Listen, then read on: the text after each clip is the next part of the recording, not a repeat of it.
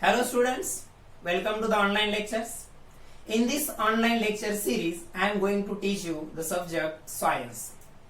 Okay? So today we are going to start our first chapter from your textbook, that is laws of motion. आपके science text book का जो first chapter है that is the laws of motion आज हम start करने वाले हैं. ठीक है. We know that science is divided into three parts. What are the three parts? First one is the physics, second one is the chemistry, and third one is the biology. So this first chapter, laws of motion, belongs to this section, that is the physics. Science के text book का जो first chapter है laws of motion, that chapter belongs to the physics section of the science. Science के जो sections है physics, chemistry और biology, उसमें का लॉज ऑफ मोशन जो हमारा फर्स्ट चैप्टर है वो फिजिक्स को बिलोंग करता है. ठीक है. So without wasting any time let's start our lecture with very first chapter, that is the laws of motion. Okay. So first of all, we must understand what is the meaning of motion. In order to study the laws of motion, we must understand the concept of motion. Okay. So I write down here the definition of motion. Motion is nothing but the change in position of an object. Change in position of an object with respect to its surrounding. With respect to its surrounding with time. With respect to its surrounding with time. So this is the definition of motion. So what is the meaning of motion? Change in position of an object with respect to its surrounding with time. कोई भी तो object है, क्या कर रहा है? It is changing its position continuously, but with respect to its surrounding. Now let's understand why this word surrounding is important here. Object is changing its position. Motion मतलब क्या होता है? Object is changing its position with respect to its surrounding with time. That is called as motion. Now why this word surrounding is important here?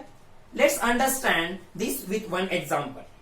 Now let's suppose you are traveling by car.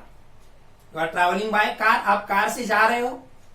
That car is moving with certain speed. वो certain speed से आगे आगे जा रही है. So आपके लिए, आप जिस गाड़ी में, आप जिस कार में बैठे हो, वो आपके लिए रेस्ट में है. लेकिन बाजू का जो रोड सरफेस है या बाजू के जो ट्रीज वगैरह है, that are in motion for you. Because you are sitting in a car and you are moving along with the car, means your position is not changing with respect to that car. उस गाड़ी के लिए, उस car के लिए आपकी position change नहीं हो रही है, लेकिन जो रोड है, जो ट्रीज है रोड साइड के, उनके लिए आपकी पोजीशन चेंज हो रही है. इसका मतलब आप कार के लिए रेस्ट में हो, लेकिन बाजू के जो रोड सरफेस है, बाजू की जो सराउंडिंग है, उसके लिए आप मोशन में हो. Let's take an another example. Suppose you are travelling by the same car and you are observing that one man is standing at the road. Road पे एक आदमी खड़ा है, आप उसको ऑब्जर्व कर रहे हो.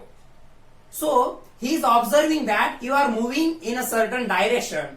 उसके लिए आप क्या हो? मोशन में हो. उसके लिए आप क्या हो? मोशन में हो. आपके लिए भी वो मोशन में है, लेकिन now understand the difference here. आप जिस कार से जा रहे हो वो कार आपके लिए रेस्ट को है, लेकिन वो जो आदमी खड़ा है रोड के साइड पे, उसके लिए आप और आप जिस कार में बैठे हो दोनों भी मोशन में है.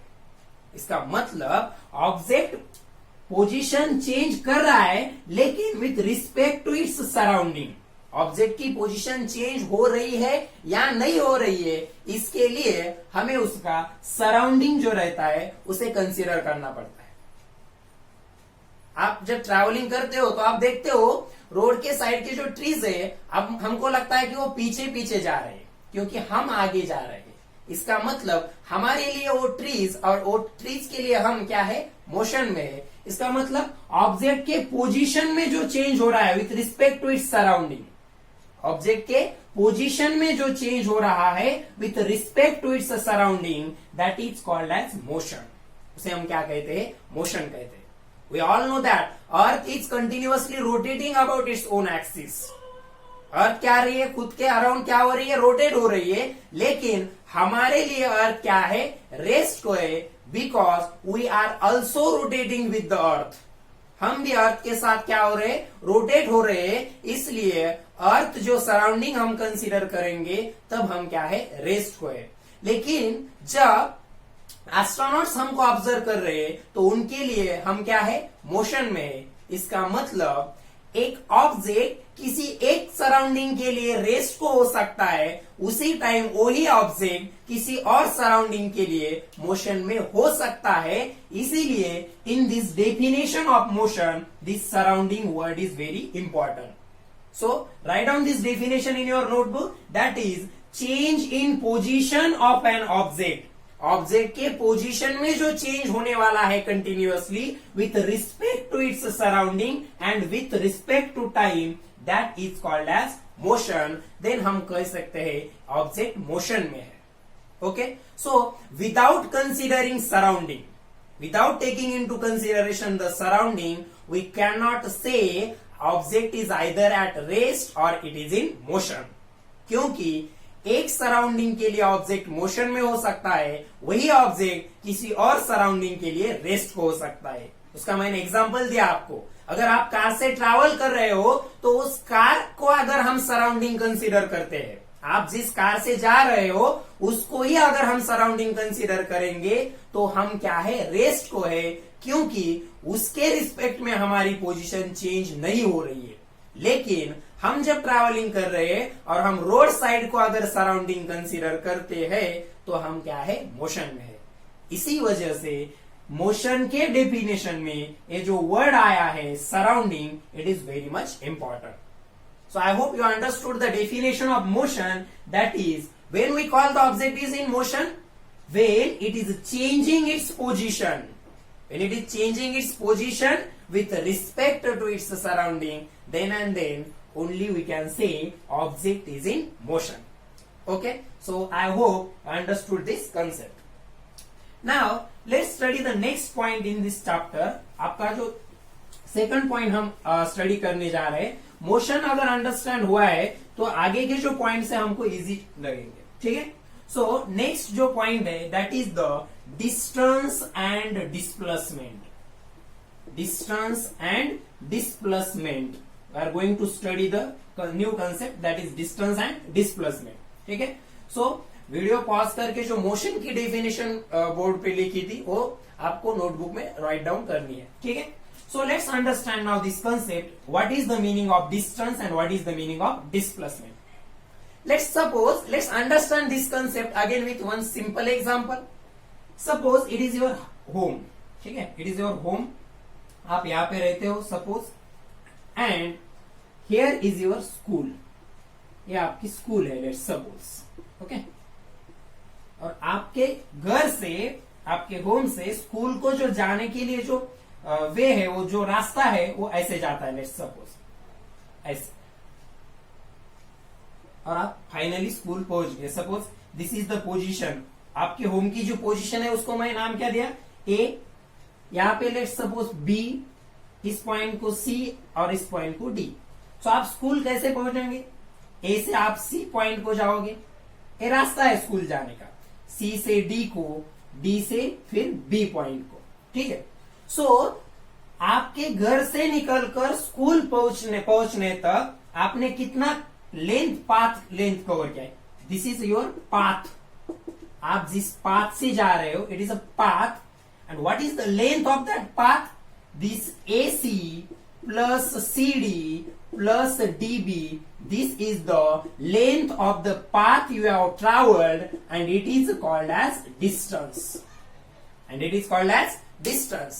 मतलब distance का मतलब क्या हो? आप एक्चुअली जिस पाथ से जा रहे हो उस पाथ की जो लेंथ होती है उसे कहते हैं distance. Now what is the displacement? Now without considering path, only consider your initial position and your final position. This A is your initial position and this B is your final position. We have traveled by this path A to C, C to D, D to B. This path length is your distance. During your motion, this path length from A to C, C to D, D to B, this path length gives your distance. Now, what is the meaning of displacement? Without considering path, only consider your initial position and final. आप initially कहाँ हो? आपके घर पे. Finally कहाँ पहुंच गए? School में. So, this initial position और final position को ज्वाइन करने वाली ये जो स्ट्रेट लाइन होती है, इसे आपका डिस्प्लेसमेंट कहेंगे. So you have displaced from A to B, मतलब आपकी इनिशियल पोजीशन, इसको क्या कहेंगे? जहां पे हम पहले थे, it is your initial position and here it is your final position. It is your final position. So the shortest distance between initial position and final position is called as displacement. आप actually जिस path से गए हो उसकी length जो है A to C, C to D और D to B, इसे डिस्टेंस कहेंगे. और इनिशियल और फाइनल पोजीशन के बीच का जो शॉर्टेस्ट डिस्टेंस है directly AB is your displacement. So now understand, actual length of the path or the length of the actual path covered by an object. Here you are an object and you are traveling from this position A, initial position A, to this final position B. You have covered distance. How much distance you have covered? You covered AC plus CD plus DB. इतना distance आपने cover किया है. लेकिन what is your displacement? Your displacement is the shortest distance between initial position and final position. इसका मतलब displacement आप जिस path से जा रहे हो उस पाथ पे डिपेंड नहीं करता है. Displacement does not depend on the path. It only depends on initial position and final position. आप इनिशियली जिस पोजीशन पे हो, फाइनल पोजीशन का पॉइंट और इनिशियल पोजीशन का पॉइंट, इसे सीधा ज्वाइन करने के बाद जो डिस्टेंस मिलेगा, it is the shortest distance between initial position and final position and this is called as displacement. So simple difference is there between distance and displacement. The length of actual path covered by an object, the length of actual path covered by an object is called as distance, and the shortest distance between initial position and final position is called as displacement. Let us take one another example so that you clear the idea of the distance and displacement. ठीक है, इतना ही याद रखना है distance displacement में कि actual path, आप जिस पाथ से जा रहे हो, ट्रैवल कर रहे हो, उस पाथ की जो एक्चुअल लेंथ होती है उसे हम डिस्टेंस कहते हैं. And without considering the path, आपकी इनिशियल पोजीशन और फाइनल पोजीशन, इसको ज्वाइन करने वाली जो स्ट्रेट लाइन होती है उसको हम डिस्प्लेसमेंट कहते हैं. ठीक है, let's suppose object is travelling like this. यहां से आ गया, यहां से फिर यहां से यहां से ऐसा. So A to B through C, D and E. Now here distance is this AC plus CD plus DE plus EB is the distance. And what is the displacement? Displacement के लिए क्या करना है, याद रखो, इनिशियल पोजीशन को पकड़ना है और फाइनल पोजीशन को, और इनको ऐसा ज्वाइन करने के बाद जो मिलेगा, सो this is your displacement. This is your displacement and the length of this actual path, इसे हम कहेंगे path length. This path length is nothing but your distance. This path length is nothing but your distance. मतलब आप जिस path से actually travel कर रहे हो, that is your distance, and initial और फाइनल पोजीशन को ज्वाइन करने वाली जो शॉर्टेस्ट डिस्टेंस रहेगा, इसे कहेंगे displacement. Okay, so draw this diagram on your notebook, which will clear your idea about the distance and displacement. Okay, now I write down the definition. I suppose you understood this concept of distance and displacement. Now let's write down the definitions. You have to make the separate notebook for the science. You have to write down notes in clean and neat handwriting. Okay, so what is the definition of distance? Now we are clear with it. Actual path जिसे हम travel कर रहे हैं उसकी length जो होती है उसे क्या कहेंगे? Distance. So how to define this? The length of actual path, the length of actual path traveled by an object, length of an actual path traveled by an object during its motion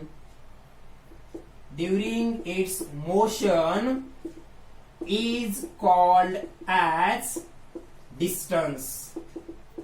Is called as distance. And what is the definition of displacement? So write down it. So displacement is defined as, it is the shortest distance between, displacement is the shortest distance between initial position, shortest distance between initial position and final position is called displacement. Is called displacement. Okay, so write down these definitions. इससे पहले जो diagram draw की थी वो draw करके लेना है और उसके बाद इस डेफिनेशन को नोट डाउन करना है. So distance is the length of actual path travel by the object. Object जिस पाथ से ट्रैवल कर रहा है, जिस पाथ से उसकी मोशन हो रही है, उस पाथ की जो एक्चुअल लेंथ है, उस एक्चुअल लेंथ को हम कहेंगे डिस्टेंस. और इनिशियल पॉइंट और फाइनल पॉइंट ऑब्जेक्ट के मोशन के ड्यूरिंग जो उसकी इनिशियल पोजीशन है और जो उसकी फाइनल पोजीशन है, उनके बीच का जो शॉर्टेस्ट डिस्टेंस है, that is called as a displacement. It means clearly, it means that displacement does not depend on path. Displacement को पाथ का लेना देना नहीं है.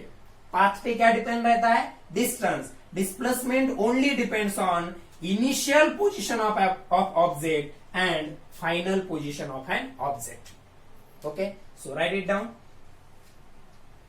Now we must know about the units of these physical quantities. हमने दो physical quantities यहाँ पे learn किए, that is distance and displacement. So in standard unit, we know that standard unit system को हम क्या कहते हैं? SI system. In SI system, unit of distance and displacement. Distance और डिस्प्लेसमेंट का जो यूनिट होता है वो सेम है. In SI system unit of distance and displacement is metre. क्या है? मीटर. और उसको लिखते कैसा है? स्मॉल एम से डिनोट करेंगे. सो यूनिट सेम है. मीटर एक स्टैंडर्ड यूनिट है. डिस्टेंस और डिस्प्लेसमेंट मेजर करने के लिए metre is a standard unit. लेकिन मीटर के अलावा हम डिस्टेंस डिस्प्लेसमेंट को सेंटीमीटर में, मिलीमीटर में या किलोमीटर में भी मेजर कर सकते हैं. लेकिन why this metre is important? It is a standard unit. SI system जो हमारी स्टैंडर्ड सिस्टम है मेजरमेंट की, उस सिस्टम के अनुसार जो यूनिट है डिस्टेंस का, that is the metre. Metre के अलावा length, that is distance and displacement can be measured in centimeter. If it is a smaller than meter, then we measure it in centimeter or millimeter. If it is very larger distance, then we measure it in kilometer. ठीक है? So note this also. You are asked in the exam the question like this: what is the difference between the distance and displacement? So you must write down 3 to 4 points about that. ठीक है? So first point of the difference is the definitions. Distance में लिखना है actual path length, displacement में लिखना है shortest distance between initial and final position. Second point क्या होगा? Distance depends on actual path, displacement does not depend on actual path. तीसरा point जो आएगा उसमें वो ये है, distance is a scalar quantity and displacement is a vector quantity. Distance is a scalar quantity and displacement is a vector quantity. लेकिन unit जो होता है मेजरमेंट का, डिस्टेंस और डिस्प्लेसमेंट का, वो सेम होता है. इसलिए this is not a point of difference. Unit का पॉइंट जो डिस्टेंस और डिस्प्लेसमेंट का हमने लिखा है, this is not the point of difference. ये डिफरेंस का पॉइंट नहीं. It is a similarity between the distance and displacement. ठीक है.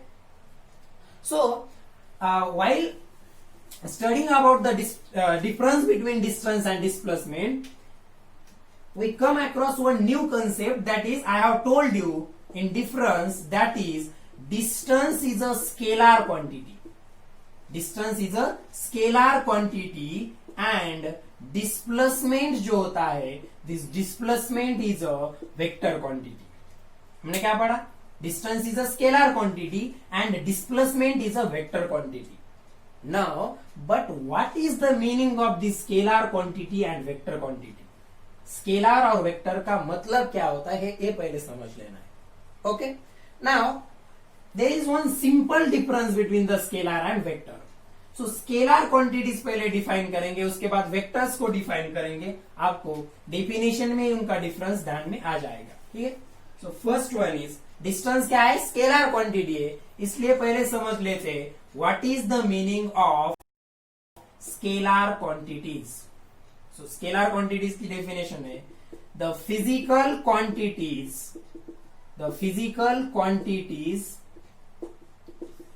which require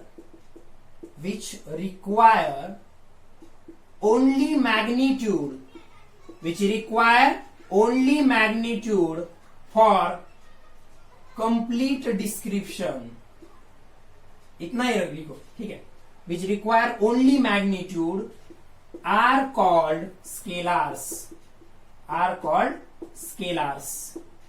पहले डेफिनेशन लिख लो, उसके बाद समझ लेंगे क्या है. Vectors. The physical quantities. Vectors are the physical quantities which require both magnitude and direction. Both magnitude and direction are called as vectors. What do we understand from the definitions of scalars and vectors? And why we are studying these scalars and vectors? Because in this chapter we are going to come across many physical quantities like distance, displacement. हमने distance, displacement पढ़ा है, वैसे हमको speed, velocity पढ़ना है, acceleration पढ़ना है, force पढ़ना है, momentum पढ़ना है. We are going to study many physical quantities in this chapter as well as in another chapters also, and some of the physical quantities that we are going to study are scalar quantities. उसमें के कुछ quantities जो है that are the scalar quantities and some are vector quantities. मतलब हम जो पढ़ने जा रहे हैं उसमें के कुछ physical quantities क्या है? स्केलर से, और कुछ physical quantities क्या है? वेक्टर से. इसीलिए हमको पहले स्केलर और वेक्टर का डिफरेंस क्या है, स्केलर क्या होता है, वेक्टर क्या होता है, ये समझना जरूरी है. इसलिए we have defined first of all here the scalars and vectors. I have written the definition over here. What is the meaning of scalars? The physical quantities which require only magnitude are called scalars. And what is the meaning of vectors? The physical quantities which require both magnitude and direction are called as vectors. इतना याद रखना है, जिस physical quantities को only magnitude की जरूरत होती है उन्हें स्केलर कहेंगे, और जिनको मैग्नीट्यूड के साथ साथ डायरेक्शन भी बताना आवश्यक होता है उनको हम वेक्टर्स कहते हैं. First of all, note this definition in your notebook and let's understand these concepts scalars and vectors by one simple example again. Only magnitude की आवश्यकता होती है उनको स्केलर्स कहेंगे, मैग्नीट्यूड के साथ साथ डायरेक्शन की भी आवश्यकता होती है उनको हम क्या कहेंगे? वेक्टर्स कहेंगे. ओके, तो पहले इसे नोट डाउन कर लीजिए. सो नाउ लेट्स सपोज मुझे एक फिजिकल क्वांटिटी मेजर करनी है. let's take an example, distance. किसका एग्जांपल लेते हैं? डिस्टेंस. मैंने डिस्टेंस मेजर किया, distance is 20 metre. We know that 20 and this meter is unit. This digit and this is the unit. Similarly, let's suppose I have mentioned here that is displacement is equals to 10 meter. Again here it is this digit and this unit. Okay, so this digit और unit को मिलके जो बनता है इसे हम कहते हैं मैग्नीट्यूड. सो ये हो गया इस डिस्टेंस का मैग्नीट्यूड और ये 10 मीटर हो गया इस डिस्प्लेसमेंट का मैग्नीट्यूड. ये हो गया इस डिस्प्लेसमेंट का मैग्नीट्यूड. नाउ मैग्नीट्यूड तो दोनों में भी रिक्वायर्ड है, डिस्टेंस में भी और डिस्प्लेसमेंट में भी, लेकिन डिस्टेंस में only this magnitude is required. If you tell that object has covered a distance of 20 meter, this is the complete description for that distance.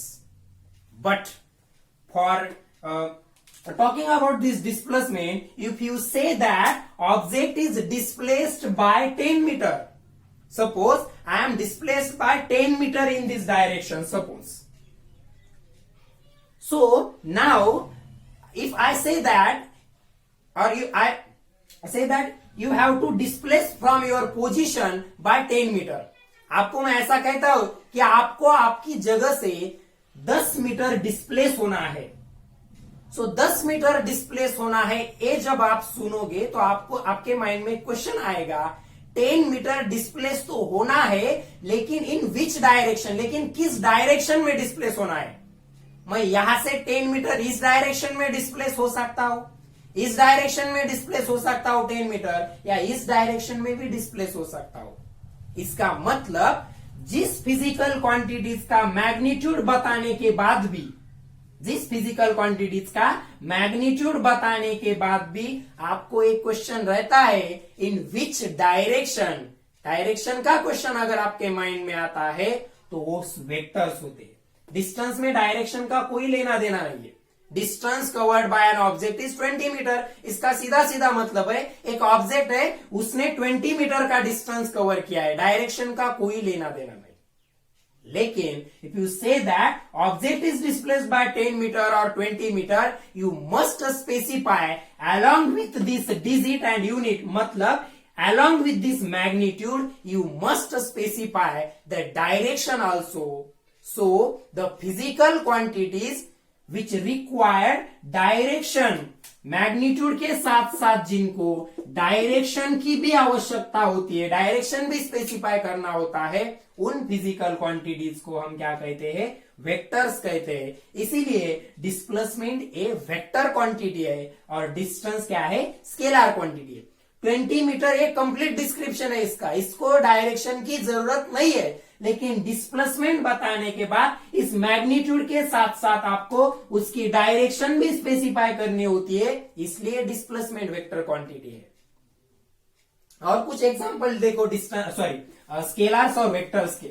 Let's suppose I have told you the mass of one person is 50 kg.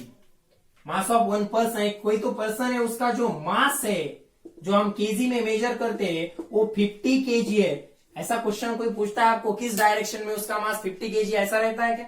50 kg मास है तो 50 kg है, उसके लिए direction बताना जरूरी नहीं है. लेकिन इसका मतलब क्या हुआ, मास 50 kg है, इसको कुछ डायरेक्शन बताने की जरूरत होती है क्या? आप पूछते हैं क्या किस डायरेक्शन में मास 50 kg है, ऐसा कोई क्वेश्चन बनता है? नहीं. बिकॉज अगर आप कहते हो कि किसी का मास 50 kg है, इसका मतलब mass 50 kg, that is the magnitude, no direction required. But if I told you apply the force of 50 newton, now another physical quantity, what is that? Force. Mass 50 kg है, इसको डायरेक्शन की जरूरत नहीं है, direction description में आती ही नहीं है. लेकिन इस दूसरे फिजिकल क्वांटिटी में देखो, फोर्स में, अगर मैं आपको कहता हूं ये जो बॉक्स आपको दिख रहा है उस पे 50 न्यूटन का फोर्स अप्लाई करना है. अब डायरेक्शन का क्वेश्चन आप माइंड में आता है, 50 न्यूटन अप्लाई करना है, we have to apply the 50 newton on this box, but in which direction, किस डायरेक्शन में 50 न्यूटन अप्लाई करना है. मतलब मैग्नेट, देखो मास के केस में क्या हुआ, मास का मैग्नीट्यूड बताने के बाद दिस 50 एंड दिस केजी मिलके क्या हुआ है, मैग्नीट्यूड. मैंने बताया डिस्टेंस और डिस्प्लेसमेंट में, ये डिजिट है, ये यूनिट है. सो this is the magnitude. Magnitude बताने के बाद डायरेक्शन की जरूरत नहीं लगती है, उन फिजिकल क्वांटिटीज को स्केलर कहते हैं. अब देखो यहाँ पे, अगर आपको कहा जाता है 50 न्यूटन फोर्स अप्लाई करना है, then question arises in which direction force has to be applied. Force किस डायरेक्शन में, किस दिशा में अप्लाई करना है, एक क्वेश्चन आपके माइंड में आता है, इसका मतलब फोर्स वेक्टर है, क्योंकि ये मैग्नीट्यूड बताने के बाद भी, after telling the magnitude of this physical quantity, you need the direction. उसको एग्जैक्ट स्पेसिफाई करने के लिए इस मैग्नीट्यूड के साथ डायरेक्शन की भी आवश्यकता है. इसलिए फोर्स क्या है, वेक्टर है. मास के कंडीशन में हमको इस मैग्नीट्यूड के साथ डायरेक्शन की आवश्यकता नहीं है, इसलिए ये स्केलार्स है. सो इसलिए बताया स्केलार्स एंड वेक्टर्स. तो scalars are the physical quantities which required only magnitude. जिन फिजिकल क्वांटिटीज को सिर्फ मैग्नीट्यूड की आवश्यकता होती है उनको हम स्केलार्स कहते हैं, और जिनको मैग्नीट्यूड के साथ साथ, मैग्नीट्यूड तो लगता है स्केलार हो या वेक्टर, लेकिन वेक्टर में मैग्नीट्यूड के साथ साथ इन एडिशन डायरेक्शन की भी आवश्यकता होती है, उनको कहते हैं वेक्टर्स. ठीक है. सो हमने जो दो फिजिकल क्वांटिटी अभी पढ़े हैं, कौन से दो physical quantities? We have studied about the distance and displacement. We have studied about the distance and displacement. उसमें का जो डिस्टेंस है that is the scalar quantity, and जो डिस्प्लेसमेंट है that is the vector quantity. So I write some examples of scalars and some examples of vectors. Okay. So scalars में कौन से आते हैं? So distance is scalar quantity, उसके बाद speed is a scalar quantity, mass is also scalar quantity, energy is scalar quantity, उसके बाद power जो है वो स्केलर क्वांटिटी है, एंड एक्सेट्रा. ऐसे और कुछ फिजिकल क्वांटिटीज. और वेक्टर्स में क्या है? अभी हमने देखा डिस्टेंस स्केलर है, लेकिन डिस्प्लेसमेंट जो है वेक्टर है. उसके बाद वेलोसिटी जो है वो भी वेक्टर है, फोर्स वेक्टर है. So these are the physical quantities which are the vector quantities. So these are the scalars and these are the vectors. अभी हमने सिर्फ इसके बारे में पढ़ा है. स्केलर्स में का ये पढ़ा है डिस्टेंस, और वेक्टर्स में का ये पढ़ा है that is the displacement. So distance, speed, mass, energy, power है जो फिजिकल क्वांटिटीज है उनको स्केलर क्वांटिटीज कहते हैं, और डिस्प्लेसमेंट, वेलोसिटी, फोर्स जैसी क्वांटिटीज होती है जिनको मैग्नीट्यूड के साथ साथ डायरेक्शन की भी जरूरत होती है, उनको वेक्टर्स या वेक्टर क्वांटिटीज कहते हैं. ओके. नाउ डिस्टेंस और डिस्प्लेसमेंट के बाद हमको स्टडी करना है स्पीड एंड वेलोसिटी. क्या स्टडी करना है? Speed and velocity. So first concept in that is the speed. Okay. So I hope you understood what is the meaning of motion, what is the meaning of distance, what is the meaning of displacement, and also scalars and vectors. Now we are going to study the new physical quantity that is the speed. So first of all, let's write down its definition and formula and then understand it. Okay. So speed is defined as distance covered by an object. Distance covered by an object in unit time. Distance covered by an object in unit time is called as speed. Is called as speed. The distance covered in unit time. इसका formula है. So average speed हम major करते हैं. हम speed कौन सी major करने वाले हैं? Average speed. So average speed कैसे कैलकुलेट करेंगे? टोटल डिस्टेंस, जो डिस्टेंस ऑब्जेक्ट ने कवर किया है उसको टोटल जो टाइम लगा है उसको कवर करने के लिए उस टाइम से क्या कर देना है? डिवाइड कर देना है. सो this is the formula for the average speed and this is the definition. So what is the definition of the speed? Speed is defined as it is the distance covered by an object in unit time. Speed is the distance covered by an object in unit time. अब इसका मतलब पहले समझ लो. What is the meaning of unit time? Unit का मतलब, unit time का मतलब होता है वन इतना टाइम. वन इतना टाइम क्या है? अगर टाइम सेकंड में मेजर किया है तो 1 सेकंड को कहना 1 यूनिट टाइम. अगर टाइम सेकंड में दिया है या सेकंड्स में मेजर किया है तो उसका मतलब होता है 1 सेकंड यानी यूनिट टाइम। अगर टाइम मिनट्स में मेजर किया है तो उसका मतलब होगा 1 मिनट मतलब यूनिट टाइम। और अगर टाइम 1 आवर आवर्स में मेजर किया है तो यूनिट टाइम किसे कहेंगे? 1 आवर को। यानी कि 1 सेकंड, 1 मिनट या 1 आवर जो जिस यूनिट में टाइम मेजर किया है, सेकंड में किया होगा या मिनट्स में किया होगा या आवर्स में किया होगा, तो उसमें का जो 1 सेकंड या 1 मिनट या 1 आवर होता है उसको कहते हैं यूनिट टाइम। यूनिट का मतलब क्या हुआ? 1। Now let's understand this by one example again. So पहले डेफिनेशन नोट डाउन करना है। So distance covered by an object in unit time is called as speed. इसका मतलब क्या? अगर टाइम सेकंड में मेजर किया है तो 1 सेकंड में जितना डिस्टेंस कवर किया उसे स्पीड कहेंगे। अगर टाइम मिनट में मेजर किया है तो 1 मिनट में जितना डिस्टेंस कवर किया उसको स्पीड कहेंगे। और अगर टाइम आवर्स में मेजर किया है तो 1 आवर में जितना डिस्टेंस कवर हुआ उसे क्या कहेंगे? स्पीड। दैट इज स्पीड मतलब डिस्टेंस जितना कवर हुआ है वही है, लेकिन कितने टाइम में? यूनिट टाइम में। स्पीड का मतलब क्या होता है? यूनिट टाइम में ऑब्जेक्ट कितना डिस्टेंस कवर करता है। अब यूनिट टाइम की कंसेप्ट तो आपको बता दी। यूनिट का मतलब 1 सेकंड में हुआ तो 1 सेकंड, मिनट में हुआ तो 1 मिनट और आवर्स में हुआ तो 1 आवर। इसका मतलब स्पीड मतलब डिस्टेंस ही है, लेकिन कितने टाइम में कवर किया वाला? यूनिट टाइम में कवर किया हुआ डिस्टेंस। और स्पीड को कैलकुलेट कैसे करेंगे? टोटल डिस्टेंस को टोटल टाइम से डिवाइड अगर किया तो हमको यूनिट, देखो टोटल डिस्टेंस को अगर हम टोटल टाइम से डिवाइड करते हैं तो उससे हमें यूनिट टाइम में कवर किया हुआ डिस्टेंस मिलेगा। और यूनिट टाइम में जो डिस्टेंस कवर किया है उसे कहते हैं स्पीड। उसे क्या कहते हैं? स्पीड। सो ए राइट डाउन करो आपके नोटबुक में और let's understand what is the meaning of this now. Okay, so let's suppose you are traveling by a certain vehicle and you have covered 200 kilometer distance. How much distance you have covered? So you have covered distance of 200 kilometer और इस 200 kilometre के लिए आपको suppose 5 hours का time लगा। कितना time लगा? 5 hours का। Now let's calculate its speed. इसका मतलब आपकी स्पीड क्या है हम कैलकुलेट कर सकते हैं। अगर आपने 200 किलोमीटर डिस्टेंस कितने टाइम में कवर किया? 5 आवर्स में कवर किया, तो आपकी स्पीड क्या हुई? तो स्पीड का फॉर्मूला पहले तो लिखेंगे, total distance upon total time. Total word लिखा नहीं है यहाँ पे। सो टोटल डिस्टेंस आपने कितना कवर किया? 200 किलोमीटर। उसको कवर करने के लिए कितने आवर्स लगे? 5 आवर्स। इसका मतलब यहां पे लिखता हूं मैं किलोमीटर और 5 के साथ क्या लिखूंगा? आवर्स।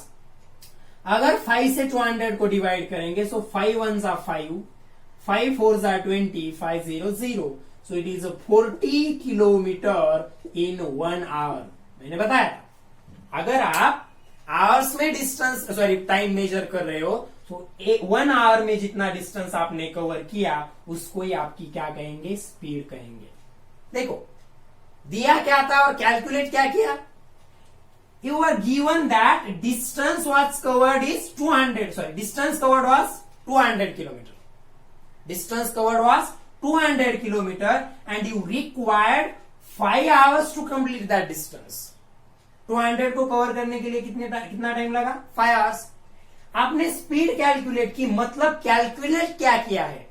आपको 5 आवर्स में कवर किया हुआ डिस्टेंस दिया था, उसमें से आपने 1 आवर में यानी कि यूनिट टाइम में कितना कवर किया वो निकाला, मतलब ये आपकी हो गई स्पीड। ठीक है, 5 आवर्स में 200 कवर किया था, इसका मतलब हर 1 घंटे में कितना कवर किया? 40 किलोमीटर। और 1 घंटा मतलब यूनिट टाइम, और दिस यूनिट टाइम में कितना हुआ? 40 किलोमीटर, यानी कि आपकी स्पीड हो गई 40 किलोमीटर पर आवर। कितनी हो गई? 40 kilometre per hour. Let's take another example. अब मैं डिस्टेंस मीटर में लेता हूं और टाइम सेकंड में लेता हूं।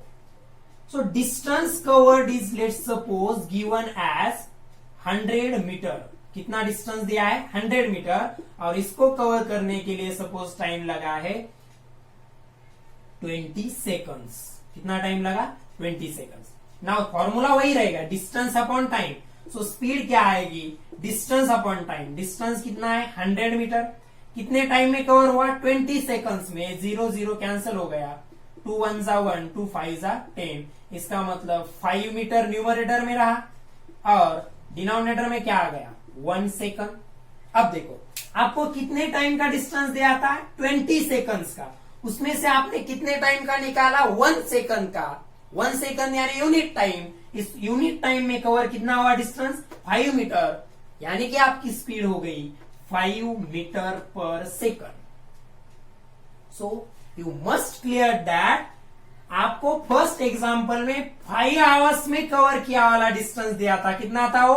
200। उसमें आपने 1 आवर में कितना कवर हुआ वो निकाला, मतलब स्पीड हो गई, that is 40 kilometre per our. और सेकंड एग्जांपल में आपको डिस्टेंस दिया था 100 मीटर। कितने टाइम में? 20 सेकंड्स में। उसमें से 1 सेकंड में कवर कितना हुआ वो आपने निकाला, that is your speed 5 metre पर second. So what we have actually calculated, 1 second में कितना डिस्टेंस कवर हुआ या 1 आवर में कितना डिस्टेंस कवर हुआ। अगर मिनट में दिया होता तो 1 मिनट में कितना डिस्टेंस कवर हुआ, यही होती है आपकी स्पीड। यानी कि स्पीड मतलब आप क्या निकालते हो? डिस्टेंस ही है, वो डिस्टेंस ही है 40 किलोमीटर, लेकिन कितने टाइम का? 1 आवर का। Here also 5 metre is also distance, but कितने टाइम में? 1 सेकंड में।